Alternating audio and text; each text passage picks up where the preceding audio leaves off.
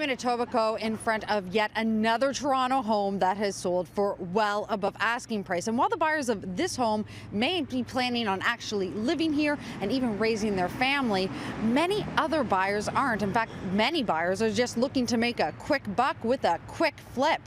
Well, economists think that the government could help to control those prices and the demand in the market by introducing a new tax. Our perspective is that flippers represent, if you want to call them that, represent a much larger part of the market than foreign buyers. There is really no good data in Ontario to track foreign buyers, but the evidence that we have suggests that foreign buyers are 5% of the market. Jean-Francois Perreault says cracking down on foreign investors will only have a short-term impact on Toronto's too-hot real estate market, and points to Vancouver's experience, where a 15% tax was recently introduced for non-residents. The Vancouver foreign buyers tax had a bit of an impact for a period of time. The evidence, as we see now, is that it might not have had that long-lasting of an impact. Our assessment of what we're seeing in the Toronto market is supply issues are much more important than demand issues. Perreault is calling on the province to introduce a new tax on owners who buy and quickly sell homes at a profit as a way to simmer down the market. And while the Ontario government says it's looking at all options to help take the market from a boil to a simmer, it's also calling on the feds for help.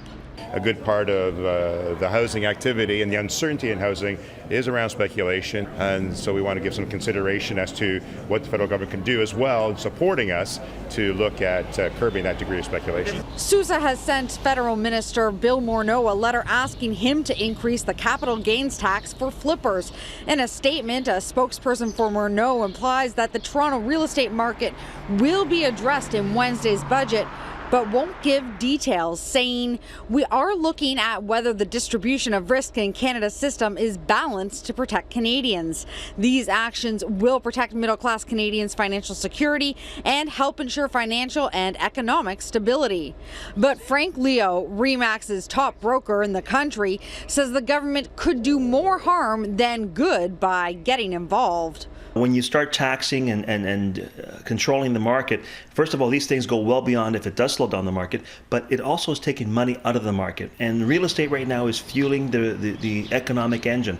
Do you really want to stop the engine? He says the market will eventually slow down, much like it did in the late 1980s. If they have the money to buy, they're buying. And if they don't, they'll stop. So the market will correct itself. They will adjust. I'm not saying it's going to go down, but I'm saying that it can't keep going at this pace. And with housing prices jumping by 27% between February 2016 and just last month, well, it's a pace that very few can keep up with.